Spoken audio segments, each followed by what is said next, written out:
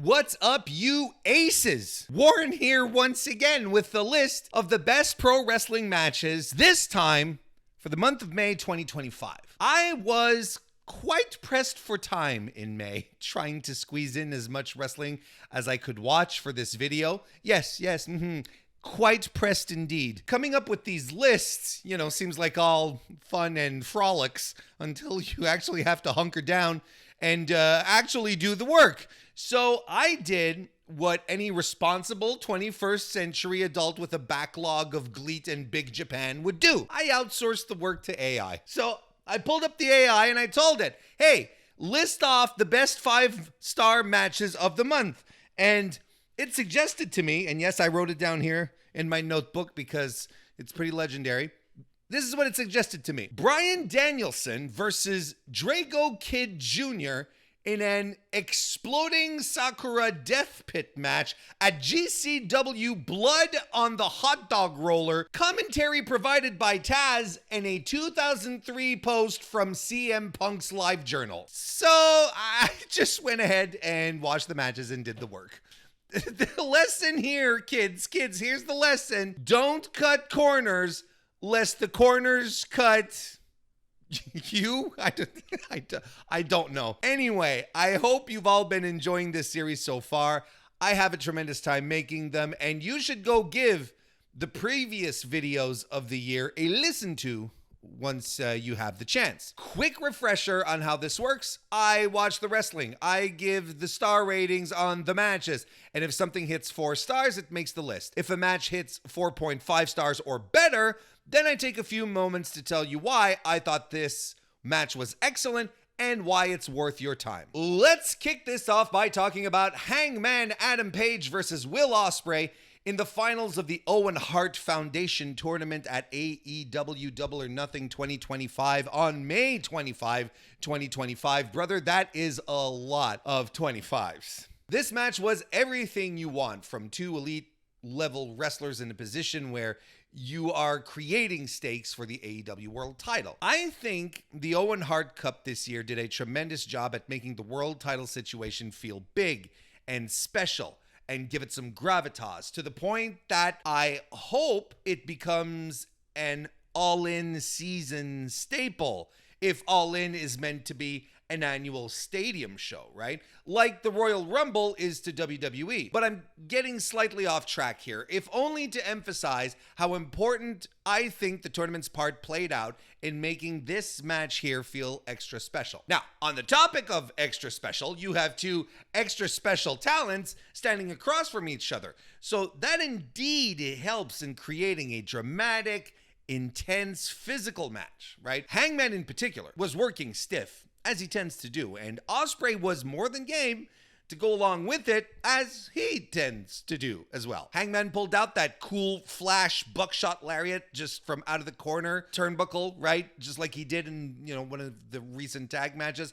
Ospreay hits a rope-hung shooting star press that looked fantastic, and later on, Hangman pulled off a smooth reversal into a tombstone that was genuinely beautiful, even if the exact setup of that reversal is now lost to time. I just forget how it was done. Ospreay did the Styles Clash off of the apron, which led to Hangman barely beating the 10 count, only to be immediately pounced on by Ospreay with a cutter and a hidden blade. Look, Will was on a mission and did not let Hanger breathe for a second. That's when things started to unravel a bit for Will, though. He lost his cool, started throwing palm strikes and barking at the ref. You could feel the shift. Will's game plan wasn't working and the emotion took over. And you can argue that that's the thread that eventually cost him the match. We got the commentary table spot that we've all talked about by now, where the table collapsed as Hangman was setting up a dead eye, right? They did the spot again. Clearly was necessary for them to do it, but I didn't care for it, really. But it's so small of a detail in the grand scheme of it all, I really can't hold it against them. They kick out of their finishers. They use the finishers of their biggest rivals to try and put the other guy away. And finally, Hangman landed one last buckshot lariat and got the 3 count to a thunderous reaction. It's a big match of the year candidate. Let's slap the full 5 on it. How about that? So now it's Hangman versus Moxley at All In Texas, which means Hangman fans get to live with their crippling anxiety for another few weeks. Should he win at All In, and he likely will, the anxiety won't go away. It will just shift now to how long his reign is going to last. Ladies and gentlemen, the shit's about to hit the fan on this list, as Anarchy in the Arena from AEW's Double or Nothing is the next match we're going to talk about. Leading up to it, I had kind of prepared myself for disappointment, not gonna lie. I felt like the Anarchy in the Arena matches had reached diminishing returns. I felt it last year. The first one was tremendous, and I thought last year was heavy-handed and contrived. This year, though, they figured it out. The formula was reignited. This was an extremely fun, chaotic party of a match. If you were in the arena, I bet it was a total blast to witness live because AEW succeeded in creating the right vibes. When the match started, with the Bucks coming out in their Paul Revere outfits and the revolutionary fife and drum music kept playing, right? I wasn't sure how this was going to go. They transitioned to the Pointer Sisters, I'm so excited, and that got a good chuckle out of me. But once Kenny Omega shut it down to cue up Bodies by Drowning Pool, the vibes became immediately tremendous. Even through all the insanity, this thing ruled. It was the very definition of a chaos match. Stuff happening everywhere, and it looked great, played well on TV, and was smartly put together. It had surprises, it was brutal, and some of the spots were just flat out outrageous. Why don't we revisit just a few of the highlights, shall we? But in no particular order, all right? So, Kenny Omega flying off of a balcony. Matt Jackson getting put through exploding tables. Nick Jackson hitting a huge dive off the stage, smashing through a table and bonking his head on the way down as well.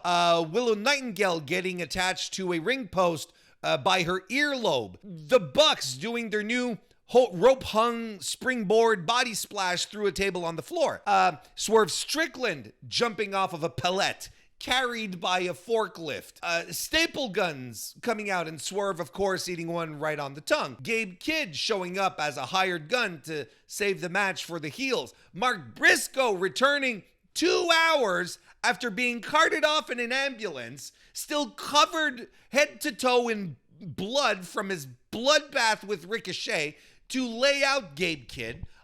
Swerve's new shoes, right? His new shoe deal. He's got his new shoes. They're full of tacks, which he used to double stomp Nick Jackson with and score the win. Look, it was absurd. It was violent. It was total nonsense, but in the best possible way. And I'm absolutely slapping 5 stars on this one as well. An easy match of the year contender, no question. Opening AEW Double or Nothing 2025 was Mercedes Moné defeating Jamie Hayter, and they set the tone for that show immediately. Jamie looked incredible here. This was the performance we had been waiting for from her since she returned. That moment where you go, there she is. We knew she was great. We knew she is great. But it was good to see her back on that level since coming back from injury. Mercedes was excellent too, as always. She's so consistently good that it almost feels redundant to say, but yes, she delivered. The story around Jamie's back was good.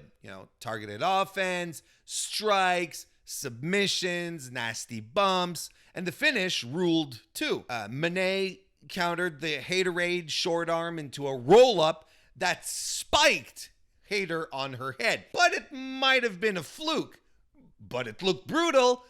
But it might have been a fluke. Honestly, it could be a better finisher than the Moneymaker. And their build helped make this match too. Jamie's promo the Dynamite before was killer. Even if we all assumed Moné was heading to All In against Storm, Hayter made you believe, even for just a second, that she could pull it off. They went over 20 minutes and tore it up. AEW needs Jamie in the mix, not later. Now, I know she's injured, but what can you do? She's too good to not be directly there in the mix. And Monet continues her incredible stretch of excellent matches, firmly in the conversation for greatest North American women wrestler of all time. 4 3/4 stars. Just a fantastic match. Sandokan Jr. and Mascara Dorada tore it up in the Copa Junior final on the Friday CMLL show on May 30, 2025, with a red-hot crowd and a real sense of stakes. It wasn't just a good match, it felt important, and Sandokan's win made a statement. Dorada, as always, looked incredible. There's emphasis behind the stuff. The weight in the way he moves and the risks he takes aren't just to pop the crowd, though they do. That bump into the barricade he took was absolutely brutal, but even with the highlight reel moments, he made everything feel connected and important. Sandokan Jr., though, this was his match. The guy oozes Rudo energy. His offense feels nasty and grounded. His selling is sharp, and his ring presence is great. The exposed turnbuckle bomb was smart. He teased the payoff for about 10 minutes for that spot. Mind you, that is not a commonplace thing in CMLL. They did so much back and forth to build to that moment. When the buckle bomb landed, the crowd went nuts, led to Sandokan's Tiger Driver finish, and voila! Super Rudo tactics get the job done. And Sandokan Jr. getting the win over a guy who seems destined to be the promotion's top guy is a significant sign of how much CMLL does indeed like Sandokan Jr. Sandokan may have left with the trophy, but both ended up looking like stars nonetheless. 4.5 stars. How about that? So all those matches I just mentioned are absolutely worth your time. You should go out of your way to see them, of course. That only leaves us with the rest of the list, a bunch of other great matches which are tremendous in their own right. New Japan Pro Wrestling held the Wrestling Dontaku shows. That's right, plural, 2 nights, May 3 and 4. And I have a couple of matches from those shows to mention here. Shingo Takagi versus Shota Umino from Dontaku on night 1, May 3rd. Yota Tsuji and Yuya Uemura from Dontaku night 2, May 4th.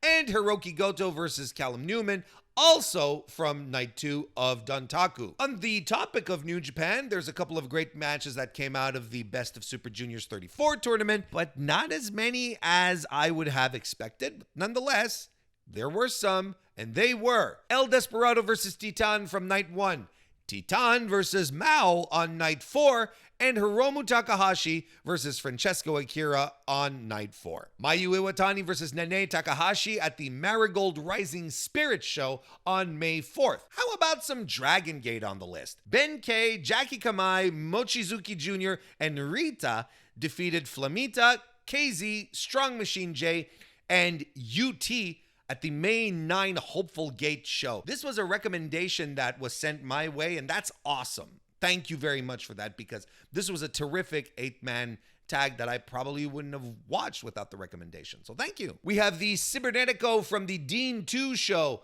on May 24th that had the super stacked team of Dr. Cerebro, Zelwa, Averno, Euphoria, and Volador Jr. versus the equally stacked team of Blue Panther, Hologram, Virus, Neon, and Valiente. Ricochet versus Mark Briscoe from AEW Double or Nothing on May 25th also ruled. And finally, a CMLL match featuring Mystico, Atlantis Jr., and Neon versus Volador Jr., Barbaro Cavernario, and Difunto from the May 30th Viernes Espectacular in Arena, Mexico. I don't know why I decided to say it that way.